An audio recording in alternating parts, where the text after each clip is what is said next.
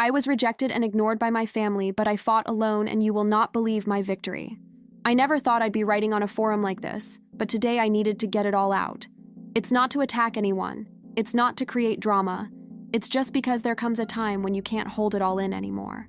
I spent years swallowing my own tears, swallowing the feeling of being a dead weight in my own family. I always felt like I was the piece that didn't fit, you know? As if the whole world had been built to revolve around my sister, and I was just a freebie. And the worst part is, I grew up believing this. It wasn't just the way my parents treated us differently, it was the way they looked at her with a glow that never existed for me. Marina breathed, and it seemed like the world stopped to applaud. I breathed, and if it didn't bother me, that was it. The day I truly realized there was no one there for me was when I was about 12. I won a medal in a school essay contest. All happy, and they didn't even show up for the awards ceremony. Marina had a slight fever, and that was enough to make her the only topic of conversation that night. That's when I realized, if I wanted to be someone, I'd have to do it on my own, because to them, I'd already been invisible for a long time. I was never a rebellious daughter. I never caused trouble. I never ran away. I never talked back. I was never one of those teenagers who cause headaches. Perhaps that was my biggest mistake, because if you don't shout, you don't get heard. I learned early on not to ask for anything, not to depend on anyone. I started working in secret at 15, helping out at a small neighborhood shop, then at a small jewelry store. I loved that place. It was the first time someone looked at me as if I had value, who saw my effort, who taught me without treating me like a nuisance. There, a passion for antique jewelry, for rare pieces, for the history hidden in each object was born. I began studying on my own, taking online courses, saving every penny. While Marina grew up being carried in arms, I grew up carrying boxes, taking inventory, cleaning display cases. But I didn't complain. I was learning. And deep down, I already understood that if I ever wanted respect, it wouldn't come from my family. It would come from the world. And that hurt. It hurt because deep down, I was still a little girl, wanting my mother to notice I was there, for my father to care. But I swallowed it. I swallowed it. All. I swallowed it so much that today, at 32, I still feel a lump in my throat when I talk about these things. My name is Helena, I'm 32 years old, and I had to rebuild myself on my own. And I don't say this with a sense of pride, like, look how strong I am. I say it because it was the only way out I found. I got tired of being the extra in my own life. When Marina turned 15, my parents spent everything they didn't have to throw her a huge party, with everything I never had. I got an improvised cake, a quick congratulations, and that same day my mother was already checking my sister's blood sugar and telling her she needed to rest. Me? I was already used to it. That's when I decided once and for all that I was going to break out of that cycle. I worked like crazy, saved, invested, studied. I opened my own business, a small shop appraising rare jewelry. It worked. It worked so well that today I have a fortune of my own making. But even that became a source of pain. Because at the last Thanksgiving dinner, when everything came to light, I became the target again. Only this time, not because she was invisible, but because she was suddenly valuable, not as a daughter, but as a walking safe. At that dinner, the feeling was surreal. I sat at the table as usual, ready to endure another night of conversations centered on Marina, my mother's complaints, and my father's repetitive jokes. But this time, an aunt of mine commented, "Helena, I heard you're well. Off, right?" I tried to change the subject, but Marina prodded me. "Yeah, she's rich, she has a store, she travels, she buys expensive things." I froze. It was true. I had over 12 million saved, the result of years of work and choices no one there could have imagined. And suddenly, they started looking at me as if I'd stolen something. My mother was the first to say, "You should help your sister. You know how her health has always demanded more. She deserves a comfortable life." My father agreed. Marina remained silent, but with that victimized look, as if to say, "It's only fair." And there, at that table, I felt a mixture of anger, sadness, and a piercing clarity. They never saw me as a daughter, only as an obligation, or now, as an opportunity. I wanted to scream. I wanted to stand up, bang on the table, throw in their faces every night I spent crying alone, every achievement no one celebrated, every silent humiliation I swallowed to avoid being a burden to the family. But I didn't scream. I just took a deep breath, felt my hands tremble, and spoke in the strongest voice I could muster. No, the money is mine. I was the one who worked, who studied, who endured in silence. No one helped me, no one supported me, no one even saw me. Now you expect me to give it all away? No. The silence was heavy. My mother blushed. My father tried to hide her anger. Marina made that face as if she were about to cry. But for the first time in my life, I didn't back down. I chose myself. And in that moment, it hurt. But at the same time, it was liberating. It was as if I had finally stood up, as if the invisible daughter had stepped out of the shadows and said, I exist, and I will no longer erase myself to fit in with you. After that night, something inside me shifted. I'd always known I couldn't expect recognition from my family, but for the first time, I felt I could claim my place without guilt. The problem was, the guilt was there, always sneaking up, trying to swallow me. For years, I'd carried the weight of not being enough, of not deserving love, of being forgotten. But when I said no at that table, I realized it was all a lie I'd accepted. I did deserve to exist on my own terms. I did deserve to have achieved my financial freedom without having to ask for permission or approval. And as much as it hurt to face their anger, the shame of being seen as the rebellious daughter, I felt a strength I'd never felt before. It was a mix of relief, anger, clarity, and fear. Because saying no wasn't easy, but it was also emotionally dangerous. I knew I could be accused of selfishness, of malice, of forgetting blood ties, but in that moment, I realized there was no other way. I had to protect myself, or everything I had achieved could be ripped away from me without guilt. The next day, I woke up with my body aching and my mind racing. I slept poorly, dreaming of the dinner table, of the accusatory looks, of Marina with that victimized expression that seemed to say, "You don't care about me." The feeling was suffocating, but I also felt something new, a crystal clarity that I could truly control my life. I didn't need their approval. I didn't need validation from those who had always ignored me. The pain was there, because years of rejection don't disappear suddenly, but the fear of keeping quiet was diminishing. I began planning small, practical changes. I reviewed my store contracts, restructured investments, and began setting clear boundaries. Nothing dramatic, nothing theatrical, just actions that made it clear to myself that I was in control. I realized that the turning point wasn't the money, it wasn't the material gains. It was the awareness that I could say no, that I could protect my space and my achievements, and that I deserved to be seen as a person, not an invisible daughter. I spent years accumulating silent wounds. Every ignored birthday, every unpaid compliment, every minor achievement no one celebrated, all of it was bottled up inside me. Sometimes I thought I was getting used to it, that being invisible was my destiny. But the truth is, I was just surviving. I never told anyone this. Friends thought I was calm, successful, that I had everything under control.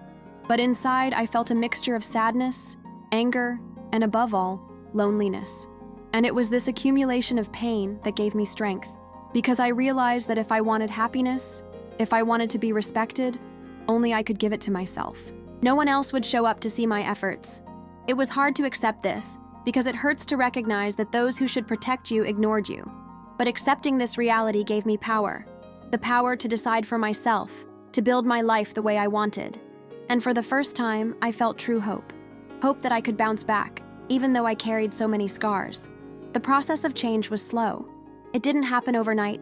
Every decision, every action required courage.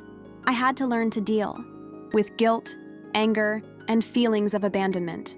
But I also had to learn to value myself, to celebrate my achievements alone, to look in the mirror and say to myself, "You did it, you won, you chose yourself." It was a constant exercise in emotional resilience. I had to reconnect with my own worth, remember that my effort had meaning, that my choices mattered. And it was incredible to realize that, as I grew stronger, the pain lessened and clarity increased.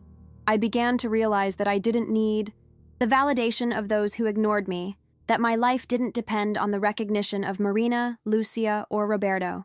I was building something solid, something of my own, and that, in itself, was a victory. And even though their anger had been heavy at that dinner, I couldn't let it destroy me. On the contrary, I used it as fuel to consolidate my autonomy. It was the first time I truly tasted freedom. Today, looking back, I can see how much that moment transformed me. It wasn't just about money. It wasn't just about power or status. It was about learning to put myself first, to set clear boundaries, to no longer accept invisibility. And although the pain of family rejection still lingers, it no longer dominates me. I learned to acknowledge my emotions, to feel sadness without drowning in it, to feel anger without losing myself, to feel fear without letting it paralyze me. I learned that I can be vulnerable and still be strong, that I can have scars and still move forward. Every small achievement, every courageous step taken, every choice made for my own happiness, reminded me that I had a right to truly exist. And that's exactly what I began to do that day. I chose my life, I chose my dignity, I chose my happiness. For the first time, I felt I could be the protagonist of my own story, without needing anyone's approval, without depending on looks or applause. And that feeling is liberating. After that dinner, I realized I needed to create a self-care routine that didn't depend on anyone else. For years, I had neglected my own needs, focusing on pleasing or simply surviving my family's indifference. I began to organize myself practically, setting aside time for study, work, rest, and leisure. It wasn't a luxury, it was emotional survival. I needed to feel complete in my own skin, without expecting anyone to recognize or validate my choices. Each morning became a ritual of affirmation, getting up early, reviewing goals, remembering the effort I'd put in to get here. The feeling of control over my own life, however simple, gave me confidence. And I realized that that confidence was the foundation of everything. I could face any pressure, any criticism, any disapproving look, because I knew my struggle hadn't been in vain. I'd built my independence with sweat, sleepless nights, and difficult choices, and no one had the right to try to take that away from me. And yet, there was a nagging fear that I'd feel guilty for setting limits. But each day, I learned to replace guilt with clarity. And that completely changed the way I related to myself and my family. The first few days after dinner were strange. I felt strange in my own home, as if everything had changed, but no one had noticed. My hands trembled at the thought of responding to any pressure or emotional blackmail. But something inside me said, now is not the time to give in. And for the first time, I realized that anger could be transformed into strength, that pain could become fuel, and that the feeling of abandonment no longer needed to paralyze me. I began making concrete plans, reviewing contracts, organizing finances, setting clear boundaries for my family. It wasn't revenge, it wasn't hate. It was simply establishing that I existed, that my life had value, that my choices mattered. And this gave me a sense of freedom I had never felt before. I realized I didn't need to wait for someone to value me. I could build my own self-esteem, my security, and my happiness. And this made me stronger than any external approval could have. I never spoke about it to anyone close to me. Some friends suspected, but they never understood the depth of what I felt. For a long time, I hid my suffering behind smiles, routine, and professional achievements. But the truth is that the feeling of invisibility stayed with me for years, shaping me, strengthening me, and at the same time, hurting me. That Thanksgiving night, when I realized everyone wanted me to give in, was a turning point. It was proof that my independence wasn't just financial, but emotional. And the feeling that I could finally put myself first, without fear, was liberating. I no longer needed the approval of those who never saw me. And for the first time, I felt that my life was completely under my control, that I could choose to be happy without depending on anyone's validation. The weeks that followed were full of adjustments, learning to say no, to set boundaries, and to protect myself emotionally. Wasn't easy. I still felt anger, still hurt, still afraid of being judged. But at the same time, I felt strength, clarity, and resilience. Every small victory, whether at the store or in my personal life, was a reminder that I could trust myself.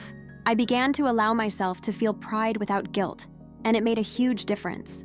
The feeling that I was finally living my own life, instead of being a supporting character in the family story, brought me peace. And I realized that this peace was worth any past pain. Today, I can look back on that night and feel like it was a real turning point. I understood that life doesn't wait, that no one will put you first if you don't put yourself first. I learned to manage my emotions healthily, to recognize my achievements, and not allow anyone to diminish me. My relationship with my family changed, not because they changed, but because I changed. I'm no longer the invisible Helena. I'm the Helena who chose herself, who respected herself, and who built her life with effort, courage, and clarity. And even though the pain of rejection still surfaces from time to time, it no longer dominates me. I found my strength, my independence, and my freedom. And that's something no one can take away from me. After all that tension, I began to realize something I'd never noticed before. Freedom has a strange flavor at first. It's not euphoria, it's not instant joy. It's fear, it's responsibility, it's pressure that only you feel.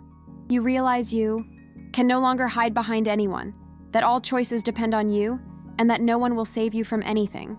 But at the same time, this feeling is incredible. I learned to make decisions thinking of myself first, without feeling guilty about saying no.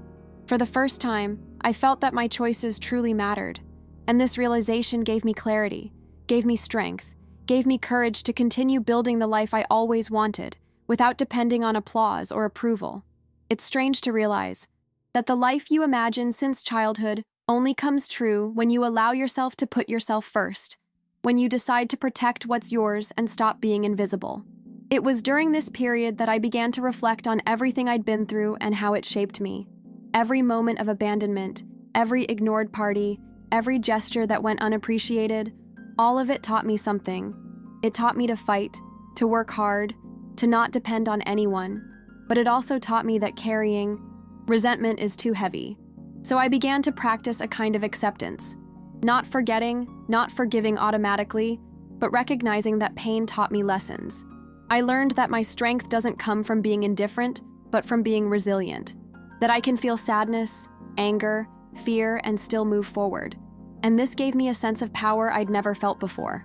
A silent, internal power that doesn't depend on anyone's approval, but only on my own recognition. In the days that followed, my routine changed completely. I started setting clear boundaries with my family, without being aggressive, without fighting. I just said, "This doesn't belong to me, this isn't my responsibility." And it was liberating. I discovered that emotional autonomy is just as important as financial autonomy. I began to allow myself to celebrate my achievements, even when no one was watching. I discovered pleasure in small victories, in self-acknowledgement, in the care I began to take of myself. And this was essential for me to feel whole. It's curious how life seems lighter when you stop waiting for others to value you and start valuing yourself. I realized that the transformation didn't happen magically. It took work, effort, discipline, and courage. Each step I took required me to face the fear, guilt, and shame of being judged. But with each achievement, I felt stronger, clearer about who I am and who I want to be. I learned that being invisible doesn't have to be permanent. I learned that it's possible to bounce back, even when everything around me suggests otherwise. I learned that pain can be fuel, and that loneliness can teach resilience. And most importantly, I learned that I deserve to be the protagonist in my own story, without having to suppress my voice or my feelings. Today, as I write this, I feel a mixture of relief and pride. Relief for finally putting into words everything I've felt and cherished for so long. Pride for having come this far without relying on anyone. Life still has its difficulties, of course, but now I know I can face them. I've learned to protect myself, to set boundaries, to celebrate my victories, and to value each achievement without needing external approval. And above all, I've learned that I can be happy even if my family doesn't recognize my efforts. I chose my life, my independence, and my happiness. And that is the greatest victory anyone can have, knowing that no matter what happens, you chose yourself. Over the past few years, I've learned that being invisible hurts, but it doesn't have to define who you are. Today, I know I can look back and feel proud, even if the pain is still there sometimes. I've learned that it's okay to set boundaries. It's not selfish to say no, and that protecting what you've achieved is an act of self-love. Every time I think about that Thanksgiving night, I feel the shock of it all over again, but now with a different feeling. No longer of despair, but of clarity. I've realized that no one, not even my family, can take away the strength I built on my own. And that's liberating. It's the feeling of finally breathing without fear, without guilt, knowing you did what you had to do to survive and thrive. Today, my relationship with Marina, Lucia, and Roberto has changed. Not that they have changed, but I have. I no longer depend on their love, their recognition, or their approval. I've learned to relate to them in a healthy way, setting boundaries, without letting them influence my self-esteem. I still feel sad when I remember everything I went through, but this sadness doesn't dominate me. It exists as a memory, not as a prison. And little by little, I've learned to accept that we can't change others, only our way of reacting and dealing with them. I've chosen my happiness, my peace, and my space. And this makes me feel stronger than I've ever felt. If anyone is reading this and recognizes themselves, I want to say, it's not easy, but it is possible. No matter how many years of pain you carry, how many times you felt invisible or rejected, there is a path to strength and freedom that begins when you decide to put yourself first, when you decide to protect yourself and value your efforts. It may be painful, it may require courage, but the feeling of choosing yourself overcomes any fear or guilt. I've lived through this transformation, and I can assure you, it's worth it. Every tear swallowed, every sleepless night, every difficult choice. All of this builds something that no one can take away. Today, at 32, I can say that I'm no longer the invisible daughter who sat alone at birthday parties or celebrated achievements without applause. I'm the woman who worked hard, who studied, who invested in herself, who built a solid financial and emotional life. I'm the woman who learned to say no without guilt, to set limits without fear, and to value herself without depending on anyone. Life still has challenges, of course, but the difference is that now I know I can face them. I finally feel whole, and that's something no one can take away from me. I know the pain of rejection still lingers from time to time, and that some scars will remain forever, but I've learned to live with them without letting them destroy me. I've learned that happiness and fulfillment don't need to come from the approval of those who ignored you, but from self-acknowledgement. Today, I can look in the mirror and smile, knowing that I chose myself, that I fought, that I resisted, that I built my path alone, that I turned things around, even when everything seemed impossible. I'm Helena, I'm 32 years old, and I survived invisibility, rejection, and indifference. Today, I own my life, my achievements, and my happiness. I won.